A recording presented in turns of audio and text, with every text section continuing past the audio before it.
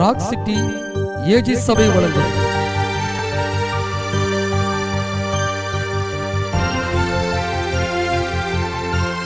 கிருபையும் சத்தியமும்.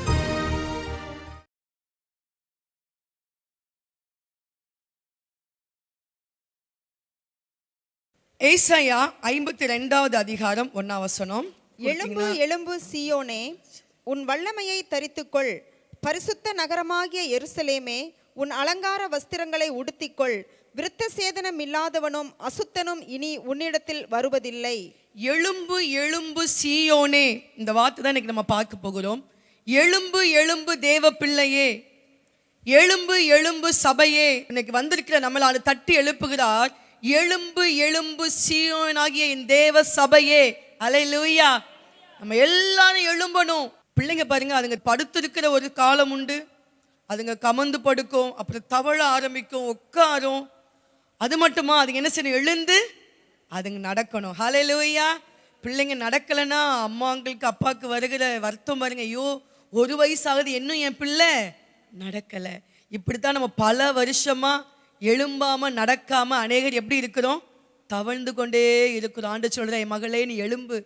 நீ என்னைக்கு எழும்ப போற? 1 வயசு ஆனாலே எழும்பலன்னு சொல்லி பெற்றோர்கள் வருத்தப்படுறோமே. நம்ம பல வருஷம் சபையில இருக்கிறோம், எழும்பாம இருக்கிறோம். ஆண்டவர் இப்ப என்ன எவ்வளவு வருத்தத்தோடு இருப்பார் யோசிச்சு பாருங்க.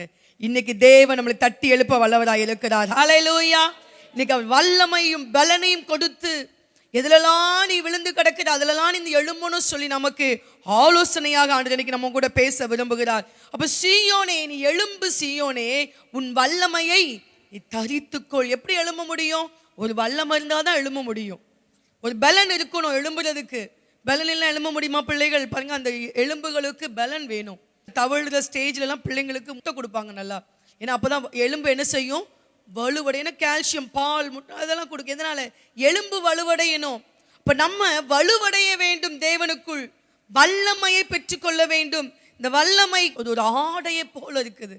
என்ன செய்யணுமா? நீ வல்லமையை தரித்துக்கொள். அது ஒரு ட்ரெஸ், அது ஒரு அடையாளம். எப்படி அடையாளம்? நீங்க ஜெபிச்சீங்கன்னா வல்லமை வெளிப்படும். நீங்க அபிஷேகத்தில் நிறைந்து ஜெபம் நடத்துனீங்கன்னா அங்க எல்லாரும் என்ன செய்வாங்க? அபிஷேகத்தை பெற்றுக்கொள்வாங்க. ஹல்லேலூயா. வல்லமைனா என்ன? பரிசுத்தாவினுடைய அபிஷேகம் நிறைஞ்சிருக்கணும். ஜெபம்னு சொல்லிட்டாலே உங்களுடைய ஆவியும் பிதாவினுடைய அந்த பரிசுத்த ஆவி என்ன செய்யணும்? நம்ம இணைய வேண்டும். பிதாவின் ஆவியோடு நம்ம ஆவி இணையணும். அப்பதான் அந்த அபிஷேகம் நமக்குள்ள வரும். சிலர் பாருங்க, ஜெபிக்கும் போது சும்மா உட்கார்ந்து இருப்பாங்க, அப்படியே இருப்பாங்க. சிலர் ஆராதிக்கும் போது பாருங்க, நல்லா கை கட்டிட்டு இருப்பாங்க, இல்ல சும்மா அப்படி வேடிக்கை பார்த்துட்டு. ஏன்? அவங்களுடைய ஆவி என்ன செய்யல? அவங்க ஆவி பிதாவின் ஆவியோடு என்ன செய்யல? இணையாதனாலதான் அவங்களுக்குள்ள என்ன இல்லை? அந்த அபிஷேகம் அவங்களுக்குள்ள இல்லை. இப்ப நம்ம அப்படி இருக்கக்கூடாது. நம்ம ஜெபம் ஆராதனை சொன்னாலே நம்மளுடைய ஆவி பிதாவின் ஆவியோடு இணைய வேண்டும். ஹல்லேலூயா. அப்பதான் வல்லமை கிடைக்கும். அப்பதான் அந்த வல்லமை நமக்குள்ள செயல்படும். நீங்க சும்மா சாதாரணமா இருந்து பாருங்க, உங்க வாழ்க்கை சாதாரணமா தான் இருக்கும். நீங்க கடுகளவு கூட நீங்க ஆவிக்குரிய வாழ்க்கையில வளர முடியாது. லைஃப்ல பாருங்க, 10 வருஷம் 20 வருஷம் நான் ரட்சிக்கப்பட்டு ஞானஸ்நானத்து ஒரு 26 28 வருஷம் ஆகுது. அப்ப நான் வளர்ந்து இருக்கணும். நான் வளரலைன்னா நான் எப்படி இருந்திருப்பேன்? ஏதோ ஒரு சாதாரண ஒரு நபரா உட்கார்ந்துருப்பேன். இப்போ வளர வளரதான் ஆண்டு என்ன செய்கிறாரு? அவருடைய வல்லமையை பெற்றுக்கொள்ள ஸ்டெப் பை ஸ்டெப் ஆண்டு என்ன செஞ்சே இருக்கிற நம்மள ஒவ்வொரு காரியங்களை உயர்த்தி கொண்டே இருக்கிறார். நீங்க ஊழியக்காரங்க, நீங்க பேசுவீங்க இல்லைங்க, எல்லாருக்குள்ள அபிஷேகத்தை ஆண்டு கொடுத்திருக்கிறார். ஹல்லேலூயா. நாங்க இங்க பேசுறோம்னா, நீங்க போகிற ஊழிய ஸ்தலம் தான் உங்களுக்கு சபை. நீங்க போகிற இடத்துல நீங்க வல்லமையாய் மாற முடியும். உங்க பிரசங்கத்தை கேட்டு பலர் ஒப்பு கொடுப்பாங்க. நீங்க ஜெபிக்கும் போது பலர் விடுதலை ஆவாங்க. ஊழியக்காரங்களோட எத்தனை விசுவாசிகள் வல்லமையான ஊழியங்களை செஞ்சு கொண்டிருக்கிறாங்க தெரியுமா உங்களுக்கு? காரணம் என்ன? அந்த வல்லமை. ஹல்லேலூயா. தேவ வல்லமை, பரிசுத்தாவின் வல்லமை, தேவ வல்லமை நம்ம மேல அது ஆடையாக, அது அடையாளமாக நமக்கு இருக்கணும். எழுப்புதலின் வல்லமை வேணும். இந்த காலங்களில் எந்த வல்லமை நமக்கு வேணும்? எழுப்புதலின் வல்லமை வேணும். நம்ம ஜெபிக்க வேணும். ஆண்டவரே, எனக்கு எழுப்புதலின் வல்லமை வேணும். நான் எழுப்புதலை காணணும். எங்க திருச்சி பட்டணத்துல நான் இருக்கிற ஏரியால நான் எழுப்புதலை பார்க்கணும். நமக்கு முன்னாடி இருந்த ஜெனரேஷன் அவர்கள் எழுப்புதலுக்காக ஜோமனி மதித்து போயிட்டாங்க நிறைய பேர். ஆனா நம்ம அப்படி போகக்கூடாது. நம்ம கண்கள் அதை காண வேண்டும். ஹல்லேலூயா. இதுதான் கடைசி நாட்கள், எழுப்புதலின் நாட்கள். ஆண்டவரே, என் நாட்களிலே நான் எழுப்புதலை காண வேண்டும். நம்ம அப்படி ஜெபம் பண்ணா நம் நாட்களிலே தேவன் எழுப்புதலை காண நம்ம கண்களுக்கு கிருபை கொடுப்பார். ஆமென். அல்லேலூயா. இஸ்ரவேல தேவாலயத்துக்கு அஸ்திபாரம் போட்டாங்களாம். அப்போ அநேகர் ஆரவாரம் பண்ணாங்க, அநேகர் அழுதார்கள். அது என்ன சொல்லப்பட்டிருக்குன்னா, அழுதவங்களாம் யாரா? முன்பதாக தேவாலயத்தை கண்களில் பார்த்தவர்கள். ஆனா இடிந்ததையும் பார்த்தாங்க. அந்த தேவாலயம் இடிந்து தரைமட்டமா இருந்ததையும் அவங்க பார்த்தாங்க. அந்த தேவாலயம் மறுபடியும் அஸ்திபாரம் போடப்பட்டதையும் அவங்க பார்த்தாங்க. ஹல்லேலூயா. அவங்க கண்ணீர் விட்டு அழுகிறார்கள். இப்படித்தான் நம்ம எழுப்புதல கேட்கறது போல பகிரக்கூடாது. இந்த எழுப்புதல சீக்கிரமா என்ன செய்யணும்? பட்டணத்தில் நம்ம காண வேண்டும். ஜபத்துல ஒரு வல்லமை வேணும். நான் தான் சொன்னேன், ஜபிக்கும் போது சும்மா ஒரு சாதாரண ஜபம் தயவு செய்து நம்ம பண்ணக்கூடாது. அந்த காலங்களும் போயிடுச்சு. இப்பொழுது நம்ம ஒவ்வொரு சிச்சுவேஷனுக்கு ஒவ்வொரு விதமான ஜபங்கள் வேணும். எப்போதும் ஒரே விதமான ஜபங்கள் பண்ணக்கூடாது.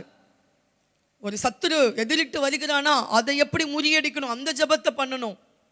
ஒரு பலவீனமா அந்த பலவீனத்திலிருந்து நம்ம எப்படி எழும்பணும், அப்படிப்பட்ட ஜபத்தை பண்ணணும். வீட்டில் ஏதோ ஒரு தகராறு சமாதான குறை வருதா, அதுக்கு எப்படி ஜபிக்கணும். ஜபத்தினுடைய முறைமைகள் மாற்றப்பட வேண்டும். அல்லேலூயா. எப்போது அப்பா அப்பா அப்படின்னு ஜபிச்சிட்டு கூடாது. ஜபத்துல வல்லமையா எழும்பணும். அல்லேலூயா. எதை உடைக்கணும், எதை கட்டணும், எதை தவிழ்க்கணும், எதை விடுதலையாக்கணும், இப்பெல்லாம் ஜபத்துல நிறைய இருக்குது. அநேகருடைய ஜபங்கள் மடியிலே வந்து விழுதான். அவங்க ஜபிக்கிற ஜபமே மடியில வந்துருச்சு. அப்படின்னு ஆன்சர் இல்லாமலேயே அப்படியே வந்துருச்சு. எப்படி இருக்கும்? அப்படித்தான் நம்ம அநேகருடைய ஜபங்களுக்கு. ஏன்? ஜப முறைமைகள் மாற்றப்பட வேண்டும். அல்லேலூயா. இன்னைக்கு அந்த வல்லமை தேவன் நமக்கு தரப்போகிறார். அல்லேலூயா. ஆத்தும ஆதாய வல்லமை. இந்த வல்லமையெல்லாம் நம்ம என்ன செய்யணும்? ஆடையா தரித்துக்கணும். என்னென்ன வல்லமை சொன்ன உங்களுக்கு? பரிசுத்தாவின் வல்லமை, தேவனுடைய வல்லமை, எழுப்புதலின் வல்லமை, அதிசயங்களை விளங்க பண்ணும் வல்லமை. நம் மூலமாய் அதிசயங்கள் விளங்கணும். நம்ம ஜெபிச்சா 4 பேருக்கு வியாதி என்ன செய்யணும்? சுகமாகணும். அல்லேலூயா. இதுக்குன்னு பாஸ்டர் வந்து ஜெபிச்சாதான் இல்ல. ஆண்டவர் சொல்றாருல, நீங்கள் கைகளை வைப்பீர்கள் அப்பொழுது அவர்கள் சொஸ்தமாவார்கள். யாரு? விசுவாசம் உள்ளவங்க. ஒரு விசுவாசி கை வச்சா போதும், தேவன் சுகத்தை கொடுப்பார். நம்ம விசுவாசிக்கணும் முதல்ல. அப்போ அதிசயங்களை விளங்க பண்ணும் வல்லமை நம்ம மேல ஆண்டவர் ஊற்றப்பட வேண்டும். ஜப வல்லமை. ஜபத்துல ஒரு வல்லமை வேணும். நார்மல் ஜபம் என்னைக்குமே நீங்க மனதில் வச்சுக்கோங்க. நார்மல் ஜபம் நான் பண்ணக்கூடாது. எப்ப ஜபித்தாலும் ஒரு அபிஷேகத்தில் நிறைந்து ஜபிக்கிற ஜபம் தான் கேட்கப்படும். சாதாரண ஜபம் தயவுசெய்து கேட்கவே படாது, உண்மையாவே கேட்கப்படாது. நீங்க தேவனுடைய ஆவியோடு இணைந்து, பசுத்தாவியோடு இணைந்து நீங்கள் ஜபித்தாலொழிய மற்ற ஜபங்கள் கேட்கப்படாது. நம்ம ஏன்னா ஆவியானது என்ன செய்வாங்க? நமக்கு என்ன விதமாய் வேண்டிக் கொள்ள வேண்டுமோ அதை என்ன செய்வாரு? அவர் நமக்கு சொல்லி கொடுப்பார். இல்லைன்னா மீதியெல்லாம் சுயமான ஜபமா போயிடும். அப்ப அந்த வல்லமை, ஜப வல்லமை நமக்கு வேணும். அடுத்தது ஆத்தும ஆதாய வல்லமையை நம்ம தரித்து கொள்ள வேண்டும். ஆத்தும ஆதாயம் பண்ணக்கூடிய ஞானம் நமக்கு வேணும். கேட்கணும், என்னமோ ஆண்டவரே ஆத்தும ஆதாயம் சும்மா கிடையாதுங்க. ஆத்தும ஆதாயம் நீங்க நினைக்கிற மாதிரி இல்லை. ஆத்துமா தாருன்னா உடனே கொண்டு வந்து தந்துட மாட்டார் ஆண்டவர். ஆத்துமாக்காக நாம் கொஞ்சம் பிரயாசப்படணும். ஆத்துமாக்காக கொஞ்சம் தியாகம் பண்ணணும்.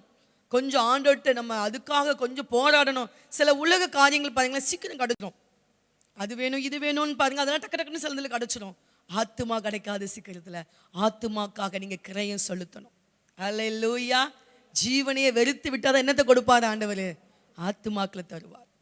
சும்மா ஆத்மா வராது. இழுத்து இழுத்து வந்து ஒரு சேர்ல விட்டாலும் அது எஞ்சி என்ன செஞ்சிடும்? ஆத்மா ஓடிடும். ஆனால் கைக்குள் வந்த ஆத்மாவை நம்ம இழந்து போயிடக்கூடாது. அப்போ ஆத்மா ஆதாய வல்லமை தேவன் நமக்கு தர வேண்டும். தேவ வார்த்தையை அறிவிக்க ஒரு வல்லமை நமக்கு வேணும். வல்லமையான வார்த்தை புறப்பட்டு வந்தது யார் வாயிலிருந்து? ஏசப்பா வாயிலிருந்து. என்ன வார்த்தை வந்துச்சா? அதிகாரத்தோடும் வல்லமையோடு பிரசங்கம் பண்ணுகிறார். அப்ப இந்த வல்லமை பிரசங்கம் வருது பார்த்தீங்களா? அல்லேலூயா. வல்லமையான பிரசங்கம் எல்லாரும் பண்ணணும். நீங்க போகிற இடங்கள்ல, ஊழியம் பார்க்குற இடங்கள்ல, பக்கத்து வீட்டில், ஏத்த வீட்டில், உங்க சொந்தக்காரங்களுக்கு எப்படிப்பட்ட பிரசங்கத்தை நீங்க பண்ணணும்? வல்லமையான. எங்கேயுமே நான் போகலையே, ஃபோன் எடுங்க, உங்க சொந்தக்காரங்களுக்கு ஃபோன் பண்ணுங்க, இன்னைக்கு இந்த பிரசங்கம்லாம் பண்ணாங்க, நீங்க ஃபோன்லேயே பிரசங்கம் பண்ணுங்க. அல்லேலூயா. எனக்கு ஒரு சகோதரி தெரியும், அடிக்கடி அவங்களோட ஆண்டு என்னெல்லாம் இடைப்பட்டாரு, இதெல்லாம் மெசேஜ் கேட்டாங்களோ ஃபோனில் அவ்வளோத்தையும் ஒப்பிச்சிடுவாங்க அப்படியே கரெக்டான்ட்டு. அது அவங்களுக்கு என்ன செய்யணும்? ரெண்டாவது ஒரு ரீமெமரி ஆகிடும் அவங்களுக்கு. அவங்க அப்படி ஸ்டோர் ஆகிடும் அவங்களுக்குள்ள. அப்போ அந்த தேவ வார்த்தையை அறிவிப்பதில் வல்லமை. சாதாரண மெசேஜ் கொடுத்து பாருங்க, யாருக்குள்ளேயும் இறங்காது. எல்லாம் கேட்டு என்ன செஞ்சோம் அப்படியே போயிடுவாங்க. ஆனால் வல்லமையாக பிரசங்கம் பண்ணுங்க, 4 வார்த்தையாவது உள்ள நறுக்குன்னு இறங்கும். அல்லேலூயா. அப்போ நம்முடைய வாயிலிருந்து வருகிற தேவனுடைய வார்த்தை அது எப்படி இருக்கணும்? அறிவிக்கிற வார்த்தை வல்லமை உள்ளதாய் இருக்க அந்த வல்லமையில் நாம் எழும்ப வேண்டும். அல்லேலூயா. இதெல்லாம் நமக்கு ஒரு ஆடையை போல தேவன் நமக்கு தருகிறார். இது வல்லமை தரித்துக்கொள் என்று இதில் பார்க்கிறோம். தேவ பிள்ளைகள் நாம் எழும்ப வேண்டியவைகள் எந்த எந்த பகுதியிலும் தேவ ஜனம் எழும்ப வேண்டும். எதிலெல்லாம் நீங்க விழுந்திருக்கீங்களோ அதுல இருந்து எழும்பன வாசிங்க. முதலாவதாக யோனா 1ஆம் அதிகாரம் 5வது வசனம். அப்பொழுது கற்பற்காரர் பயந்து அவனவன் தன் தன் தேவனை நோக்கி வேண்டுதல் செய்து பாரத்தை லேசாக்கும்படி கப்பலில் இருந்த சரக்குகளை சமுத்திரத்தில் எறிந்து விட்டார்கள். யோனாவோ வென்றால் கப்பலின் கீழ்த்தட்டில் இறங்கி போய் படுத்துக்கொண்டு அயர்ந்த நித்திரை பண்ணினான். சரி, இங்கே பாருங்க, எழும்ப வேண்டிய காரியம். யோனாவோ வென்றால் அங்க இவ்வளோ பெரிய பாதிப்புகள் நடக்குது, அதை பத்தி அவனுக்கு கவலை இல்லை. அவன் என்ன செஞ்சுட்டான்? அவன் கப்பலின் அடித்தட்டில் போய் அயர்ந்த நித்திரை. அயர்ந்த நித்திரை அது எங்கே? கப்பலுக்கு மேலேயும் இல்லை நடுவுலையும் இல்லை. எங்க போயிட்டாரு? அடித்தட்டில். யாரும் பார்க்க கூடாது. அடித்தட்டில் போய் அயர்ந்த நித்திரை பண்ணி. நம்ம எழும்ப வேண்டிய ஒரு பகுதி என்ன? அடித்தட்டுல இருந்து நீ எழும்ப வேண்டும். அல்லேலூயா. அடித்தட்டுனா என்ன? சிலருடைய வாழ்க்கையில கம்ஃபர்ட் ஜோன், அது என்ன சொல்லுவாங்க? சுகபோகமான வாழ்க்கை. என்னுடைய லைஃப் எனக்கு வசதியா இருக்கு, போதும் எனக்கு. நான் இதுல நான் இருந்தா போதும். நான் ஞாயிற்றுக்கிழமை வந்தா அது போதும் எனக்கு. எக்ஸ்ட்ரா ஒரு உபவாசபத்துக்கு வருவேன், அது போதும் எனக்கு. Comfort zone. என்னை எதுல என்ன செய்யாதுங்க, என்னை டிஸ்டர்ப் பண்ணாதுங்க. அநேகர் அதில் தான் ஒளிஞ்சிட்டு இருக்கிறோம். இன்னைக்கு தேவ சபை அதில் தான் தட்டி எழுப்பப்பட வேண்டும். அல்லேலூயா. கம்ஃபர்ட் ஜோனை விட்டு நீ எழும்பு. சுகபோகமான வாழ்க்கை விட்டு எழும்பு. என்னாலலாம் எக்ஸ்ட்ரா ஸ்ட்ரெயின் பண்ண முடியாது. சிலர் பாருங்க, நீங்கள் கூப்பிட்டு பாருங்க, இல்லைங்க வேறு எதுக்கும் எனக்கு கூப்பிடாதுங்க, ஞாயிற்றுக்கிழமை மட்டும் என்னை கூப்பிடுங்க. Comfort zone. உள்ளே போய் அடித்தட்டில் போய் படுத்துப்பாங்க. எக்ஸ்ட்ரா ஒரு ஊழியம் நோ, எக்ஸ்ட்ரா ஒரு ஜபம் நோ, எக்ஸ்ட்ரா ஒரு ஆராதனை நோ, வர முடியாது என்னால். அந்த காலையில் ஒரு ஆராதனைக்கு வரனால அதோட நான் அவ்வளோதான். இப்படிப்பட்டது தேவ ஜனம் இந்த காலங்களில் எழும்ப வேண்டும். அல்லேலூயா. எழும்ப வேண்டும். எழும்பு எழும்பு சீயோனே, உன் அடித்தட்டிலிருந்து நீ எழும்பு. ரகசியமாய் போய் ஒளிஞ்சு கொண்டிருக்கிற எழும்பு. ஏன் அங்கே போய் படுத்துக்கிறது? யாரையும் நம்மளை பார்க்க மாட்டாங்க, நமக்கு வேலை கொடுக்க மாட்டாங்க. பாருங்க, சவுல் என்ன பண்ணிட்டான்? சவுல் ராஜாவாக அபிஷேகம் பண்ணுறதுக்கு சவுலை தேடுறாங்க. அவன் எங்கே போய் ஒளிஞ்சிருந்தானா? தளவாடங்களில் போய் ஒளிஞ்சுக்கிட்டான் சவுல். ஒரு பொறுப்பு உங்களை தேடி வரும்போது அந்த சிஸ்டர்ட ஒரு பொறுப்பு கொடுக்கணும்.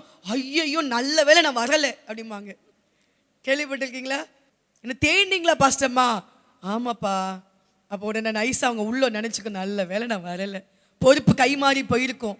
தெரியுமா உங்களுக்கு? உங்களுக்கு வர வேண்டிய அநேக பொறுப்புகள் நீங்கள் அடித்தட்டுக்குள் படுத்ததினால் உங்கள் பொறுப்பு கைமாறப்பட்டிருக்கிறது. இது உண்மையாவே வேதனையான விஷயம். உங்களுக்கு வர வேண்டிய ஆசீர்வாதங்கள், நீங்க கர்த்தருக்காக செய்ய வேண்டிய வேலையை நீங்கள் செய்யாமல் அடித்தட்டில் போய் படுத்ததினால் அந்த வேலை இன்னொருவருக்கு கொடுக்கப்பட்டது. இது அனைவர்கள் லகுவாக எடுத்துக்கொள்றாங்க. சாதாரணமாக பாடா நல்ல வேலை தப்பிச்சேன். இல்லைங்க, நல்ல வேலை மாட்டினீங்க. நீங்க யார்கிட்ட மாட்டினீங்க? ஆண்டவர் கையில் மாட்டினீங்க. உங்களுக்கு கொடுக்க வேண்டிய வேலையை, நீங்கள் செய்ய வேண்டிய வேலையை நீங்கள் செய்யாததுனால அந்த பொறுப்பு மாற்றப்பட்டது. பொறுப்பு மாற்றப்பட்டது. ஒரு பெரிய மெசேஜ் இருக்குது. எத்தனை பேருடைய வாழ்க்கையுடைய பொறுப்பு மாற்றப்பட்டது தெரியுமா உங்களுக்கு? வஸ்தியுடைய பொறுப்பு மாற்றப்பட்டு எஸ்தர் கையில் வந்துடுச்சு. யூதாசுடைய காரியங்கள் மாற்றப்பட்டு மத்தியா பேருக்கு போயிடுச்சு. இப்படி இன்னும் நிறைய நீங்கள் எடுத்தீங்கன்னா எடுக்கலாம். நிறைய பேருடைய அவங்களுடைய ஸ்தானத்தை இழந்து போனார்கள். ஏன்? கையில் கொடுக்கப்பட வேண்டிய பொறுப்புகளை நீங்கள் தவற விட்டது. அந்த கப்பலின் அடித்தட்டை விட்டு வெளியே வாங்க. ஊழியக்காரங்களா இருக்கிற எங்களுக்கும் அதுதான். நாங்கள் அந்தந்த ஸ்தானத்தில் இல்லைன்னா பொறுப்புகள் வேற எங்கேயாவது மாற்றப்பட்டு விடும். பாருங்க, சவுலுக்கு உள்ள ராஜ்யபாரம் தாண்டி யாருக்கு வந்துச்சான்? தாவீது யாருங்க? சவுல் குடும்பத்தாரா? தாவீது சவுளுடைய பிள்ளையா? யார் தாவீது? மருமகனாய் மாறதுக்கு முன்னாடியே அவன் என்ன பண்ணப்பட்டான்? ராஜாவாக அபிஷேகம் பண்ணப்பட்டுட்டான் தாவீது. அந்த ஆசீர்வாதம் தாண்டி போகிறது தாவீதுக்கு. காரணம் என்ன? பொறுப்புகளை பெற்றுக்கொண்டவர்கள், பொறுப்புகளை பெற வேண்டியவர்கள் அடித்தட்டில் போய் உட்கார்ந்ததினால் அந்த ஆசீர்வாதங்கள் மாற்றப்படுகிறது. நாங்களாம் ஊழியக்காரங்க பயப்படுற ஒரு இடம் இது. நாங்கள் எங்களுடைய பொறுப்புகளில் நாங்கள் ஒழுங்காய் இல்லை என்னால் எங்கள் பொறுப்புகள் மாற்றப்படும். கர்த்தர் சொல்லி பார்ப்பார், ஊழியக்காரங்களை வச்சு சொல்லுவார். அதெல்லாம் அசட்டை பண்ண பொறுப்புகள் கை மாறிச்சுன்னா எதுக்காக நாங்கள் வாழ்கிறோம்?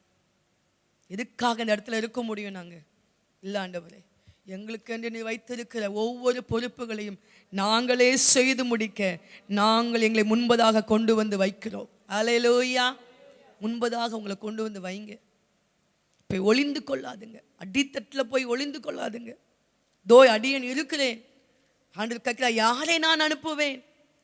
என் காரியமா யார் போவா? பார்த்தா சபையே காலி ஆயிடும். ஒரு ஆள் இருக்க மாட்டாங்க. ஐயோ, ஒரு வேலை கொடுக்கணும்னு நினைச்சு எல்லாரும் இப்போ வண்டி எடுத்துட்டு போயிட்டாங்களே. இதெல்லாம் நிறைய நாங்கள் அனுபவத்தில் பார்த்துருக்குறோம். யார் என் காரியமாய் போவா? அங்கே பாவம் ஏதோ சின்ன சின்ன பிள்ளைங்க, வாலி பிள்ளைங்க இருக்கும். தம்பி வா, அவன் கடைசி அவன் பொறுப்பை சுமப்பான். ஏசு சிலுவையை சுமந்துட்டு போகும்போது அவர் சிலுவையிலேருந்து விழுந்த உடனே அரிமத்தியா ஊரானாகிய சிமியோன் அவன் என்ன செய்கிறான்? அந்த சிலுவையை சுமக்கிறான். சில நேரம் பாருங்க, சுமக்க வேண்டிய அதுக்கு அத்தாரிட்டியானவர்கள் அங்கே இருக்க மாட்டாங்க. பாவம் அங்கே 2 நோஞ்சாக்கள், 2 சின்ன குட்டி குட்டியாக வாலி பசங்க கிடப்பானுங்க. அதுங்க தோல் மேலே பொறுப்புகள் வரும். அந்த பிள்ளைங்க ஓடி போய் செய்வாங்க. காலங்கள் வரும்போது அந்த பிள்ளைகள் உயர்த்தப்படுவாங்க. ஹல்லேலூயா. அப்போ சொல்லுவாங்க, இப்போ வந்தவன் உயர்ந்துட்டான். நான்லாம் பல வருடமா சபையிலேருந்து வந்திருக்கிறேன். இப்போ வந்தவன் அவன், இவன் என்ன மேலே ஏறி நிற்கிறான்? ஏறி நிற்கலங்க, கர்த்தர் ஏற வச்சிருக்கிறாரு. ஹல்லேலூயா. பொறுப்பு கொடுக்கும்போது நீ எங்க போனீங்க? கர்த்தர் பொறுப்பு கொடுக்கும்போது காணாம போயிட்டீங்க. அதை நைஸா போய் நீங்க தலைவாடல போய் ஒளிஞ்சிட்டீங்க. அப்போ தாவீது போன்ற குட்டி குட்டி பிள்ளைங்க தான் வந்தாங்க. அதனால தான் கர்த்தர் அவங்களை உயர்த்தி வைத்திருக்கிறார். ஹல்லேலூயா. அதனால தேவன் உங்களுக்கென்று கொடுத்த வேலையை நீங்க தான் செய்யணும். நான் என் பையன் அடிக்கடி சொல்லுவேன், குட்டி பையன் அவன் கோயிலில் நிற்பான். திடீர்னு வயிற்று வலிக்கும்பா, திடீர்னு கால் வலிக்கும்பா. ஏய், என்னுடைய ஊழியத்தை நான் நிறைவேற்றிட்டேன். உன் ஊழியத்தை நீ நிறைவேற்றினியா? இப்போ நிறைவேற்று போ. எங்களுக்கு வயிற்று வலிச்சாலும், எங்களுக்கு கால் வலிச்சாலும், தலை வலிச்சாலும், இடுப்பு வலிச்சாலும் எங்கள் ஊழியத்தை நாங்கள் என்ன செய்கிறோம்? நிறைவேற்றுகிறோம். எழும்பணுங்க. நீ எழும்ப வேண்டிய காரியம் உண்டு. உடனே விழுந்துடக்கூடாது. சின்ன விஷயமா விழுந்து கடந்துடக்கூடாது. எனக்கு பலவீனங்க, என்னால் வர முடியாது. நிறைய பேர் சொல்லுவாங்க, நிறைய பாசஸே சொல்லுவாங்க, என் மனைவிக்கு உடம்பு சரியில்லை. நான் சொன்னேன், அவங்க நல்லா தான் இருப்பாங்க, நீங்கள் தான் உடம்பு சரியில்லைன்னு சொல்லி அவங்கள உட்கார வச்சிருவீங்க. பெண்கள் எப்பவும் எலும்புலேருந்து உருவாக்கப்பட்டவங்க பலனுள்ளவங்க தான் இருப்பாங்க. அல்லேலூயா. எங்களை பலவீனம் ஆக்குறது யாரு? நம்ம ஐயாங்கள் தான் பலவீனம் ஆக்கிடுவாங்க. இல்லை உனக்கு முடியல, வராது. உனக்கு இடுப்பு வலிக்கு தான் வராது, உனக்கு கால் வலிக்கு தான் வராது, தலைவலிக்கு தான். எங்கள் ஐயா உனக்கு என்ன வலிச்சாலும் வா அப்படிம்பாங்க எங்கள் வீட்டு ஐயா. அதனால தான் மட்டுமா வந்து நிற்காண்டு உதவி செஞ்சுக்கிறாரு. அல்லேலூயா. ஆமென். அப்போ பாருங்க, அந்த இடத்தை விட்டு நீ எழும்பு. சவுலுக்குள்ள ஒரு பயம். ஐயோ, நான் என்ன ராஜாவாய் அபிஷேகம் பண்ண போறாங்களாமே, அபிஷேகம் பண்ணா நான் என்ன ஆவேன், நான் எப்படி இந்த ஜனங்களை வழி நடத்துவேன் சொல்லி தளவாடங்களை போய் ஒளிஞ்சுக்கிறான் அவன். அப்படி என்ன செஞ்சாங்க? அவனை போய் அங்கேருந்து பிடிச்சிட்டு வராங்க. அதெல்லாம் படிச்சு பார்த்தா ரொம்ப இன்ட்ரெஸ்டாக இருக்கும் உங்களுக்கு. அவனுக்குள்ள பயம். அநேகருக்கு ஏன் போய் ஒளிஞ்சுக்கிறாங்க? பயம். நான் எப்படி செய்கிறது? பயம். நீங்கள் எழும்பி வாங்க. கர்த்தர் உங்களை கொண்டு பெரிய காரியங்களை செய்ய வல்லவராக இருக்கிறார். அல்லேலூயா. சிலருக்கு போக வேண்டிய தூரம், அதை நினச்சி பயம். ஐயோ, நான் அவ்வளோ தூரம் போகணும், எனக்கு வேலை நிறையா இருக்குது. இல்லைங்க, நான் வரலைங்க, இவ்வளோ பெரிய வேலையா என்னால் செய்ய முடியாது. இப்போ நம்ம கர்த்தருடைய பலனை பெற்றுக்கொண்டு செய்யும்போது கர்த்தர் நமக்கு கிருபை தருகிறார். அல்லேலூயா. ஆதியாகமம் 49 பார்த்தீங்கன்னா, இசகார் அவன் 2 பொதிகை நடுவில் படுத்து கொண்டிருக்கிற பலத்த கழுதை. அப்படின்னா என்ன? வேலை நிறையா இருக்கு, ஆனால் என்ன செஞ்சுட்டார்? அவர் படுத்துட்டார். இப்படிதான் அநேகர், நம்முடைய வேலைகள் நிறையா இருக்குது. இந்த ராஜ்யத்தை பிடிப்பதற்கு வேலை நிறையா இருக்குது. பாருங்க, ஒரு ஜல்லிக்கட்டுக்காக எத்தனை நாட்களாய் போராடுறாங்க. கலந்து போறாங்களா? நாட்கள் கூட கூட என்ன செய்யறாங்க? ஆட்கள் கூடுது. இரவானாலும் எல்லாம் படுத்துடுதுங்க. பொம்பளை பிள்ளைங்க முதற்கொண்டு படுத்துடுதுங்க. எவ்வளோ போராடுறாங்க பாருங்க. இதெல்லாம் அழிந்து போகிற காரியங்கள். ஆனால் தேவ ராஜ்யத்துக்கென்று வேலை செய்ய நாம் எழும்பும் போது கர்த்தர் நமக்காக அவர் எழும்ப வல்லவராக இருக்கிறார். அல்லேலூயா. அப்ப அந்த கப்பலின் அடித்தட்டை விட்டு நாம் எழும்ப வேண்டும். முதலாவது. இரண்டாவதாக 1 ராஜாக்கள் 19:5 வாசிங்க. ஒரு சூறை செடியின் கீழ் படுத்துக்கொண்டு நித்திரை பண்ணினான். அப்பொழுது ஒரு தூதன் அவனை தட்டி எழுப்பி எழுந்திருந்து போஜனம் பண்ணு என்றான். இங்கே சூரை செடியின் கீழ் என்ன செய்யறாங்களாம்? போய் படுத்துக்கிறாங்க. அடித்தட்டுல போய் படுத்தாச்சு. இங்க யாரு? ஒரு பெரிய ஊழியக்காரர், வானத்திலிருந்து அக்கினி இறக்கின எலியா சூரிய செடியில போய் படுத்துக்கிட்டாரு. விரக்தி. போதும் ஆண்டவரே, நான் செஞ்ச ஊழியம் போதும் ஆண்டவரே, என்னை எடுத்துக்கொள்ளும்பா. நான் ஒன்றும் பெரிய ஆள் கிடையாதுப்பா, என்னை எடுத்துக்கும் போதும் ஆண்டவரே. அநேகர் போதும் போதும் சொல்லியிருக்கீங்களா? வாழ்க்கையில் எடுத்துக்கொள்ளுன்னு சொல்லி ஜோமுனவங்களா எத்தனை பேர் இருக்கீங்க இங்கே? எனக்கு தெரிஞ்சு கட்டாயம் நிறைய பேர் இருப்பீங்க. நானும் அப்படி தான் சொல்லியிருக்கிறேன். எடுத்துக்குங்கப்பா. எதுக்குப்பா? ஒன்றுமே யூஸ்லெஸ்ஸாக இருக்கிறேன், எதுக்கு ஆண்டவர்? எடுத்துக்குங்கப்பா. என்ன போதும் சொன்ன ஆண்டவர் எடுத்துக்கொள்வார் தெரியுமா உங்களுக்கு? எலியா போதும் ஆண்டவரை, என் ஜீவனை எடுத்துக்கொள்ளும். விரக்தி வாழ்க்கையில ஏன் எழும்பாமல் படுத்துக் கொள்ளுகிறார்கள் ஜனங்கள்? வாழ்க்கையில வருகிற விரக்தியினால் படுத்துக் கொள்ளுகிறார்கள். என்னப்பா ஜெபத்துக்கு வந்து வந்து என்ன பிரயோஜனம்? எல்லாமே அப்படித்தான் இருக்குது. ஒரு மாற்றம் இல்லை வாழ்க்கையில. என் பையன் மாறலை, என் கணவர் மாறலை, என் மனைவி மாறலை, சூழ்நிலை மாறலை. போதும் ஆண்டவரே, என்னால் இதுக்கு மேல என்ன செய்ய முடியாது, என்னால தாங்க முடியாது. குடும்பத்தின் பிரச்சனை மாறல, நானும் பல வருடமாய் ஜெபிக்கிறேன், மாறல. போதும் ஆண்டவரே, இதுக்கு மேல என்னால போராட முடியாது. இப்படித்தான் அநேகர் எதுல போய் படுத்துக்கிறாங்க? சூரை செடியில் போய் படுத்துக் கொள்கிறார்கள். இன்னைக்கு ஆண்டவர் சொல்கிறார், இந்த சூரை செடியை விட்டு நீ எழும்பு. அல்லேலூயா. உனக்குள் இருக்கிற விரக்தியை விட்டு எழும்பு.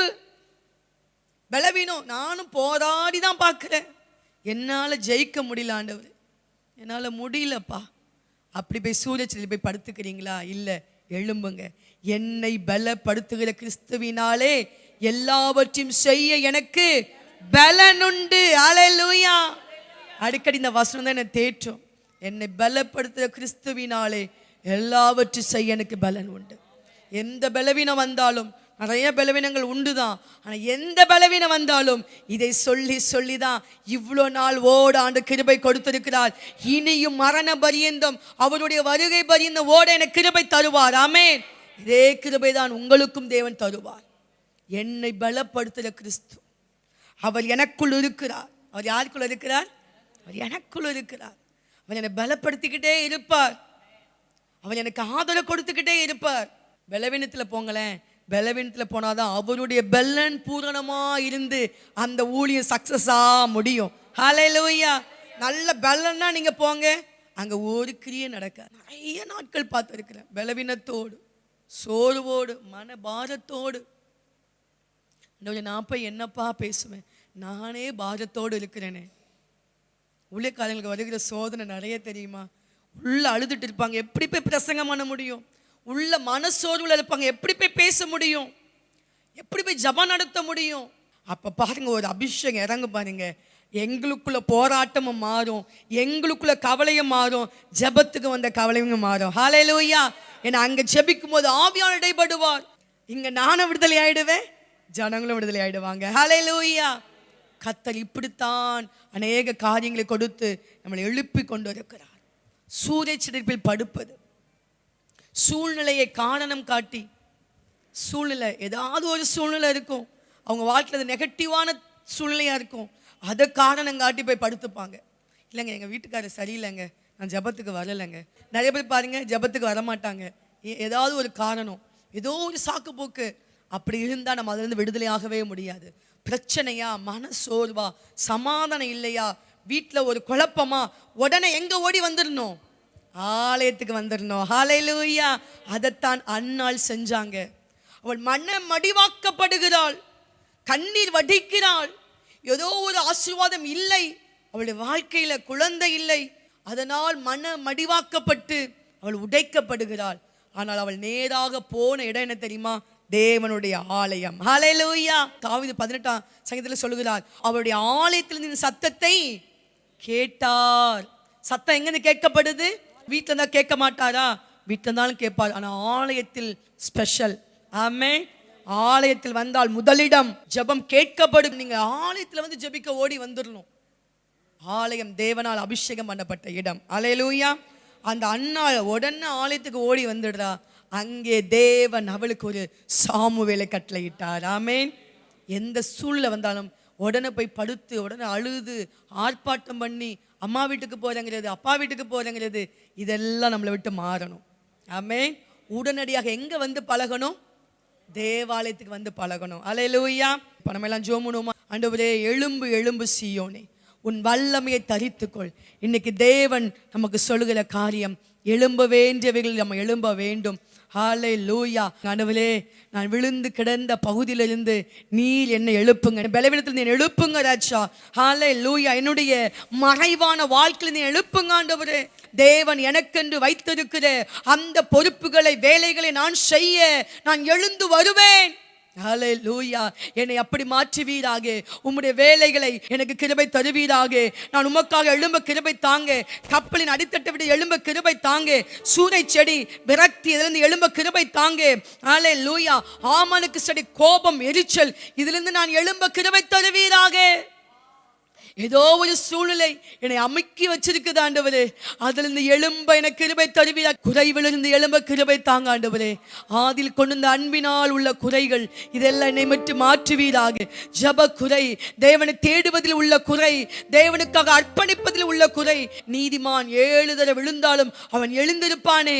ஆண்டவரே ஸ்தோத்திரம். நாங்கள் விழுந்தால் நாங்களே எழும்ப எங்களுக்கு பலன் தருவீராக. வார்த்தை கேட்கிற ஒவ்வொரு பிள்ளைகளும் அப்படியாய் பலன் உள்ளவங்களாய் மாற நீ உதவி செய்வீராக ராஜா. ஆண்டவரே ஸ்தோத்திரம் ஸ்தோத்திரம் ஆண்டவரே. Rock city AG church service timing Sunday morning 5 a.m., 7 a.m., 9 a.m. and 11 a.m. Evening 6:30 p.m. Branch Church AG Blessing Center. Sunday morning service 9 a.m. near Ariyamangalam EB Office Street, Thidir Nagar Road. Our address AM Plaza, number 8/1, second floor, opposite Sidambaram Mahan, Trichy 620002. Cell phone 9976607364.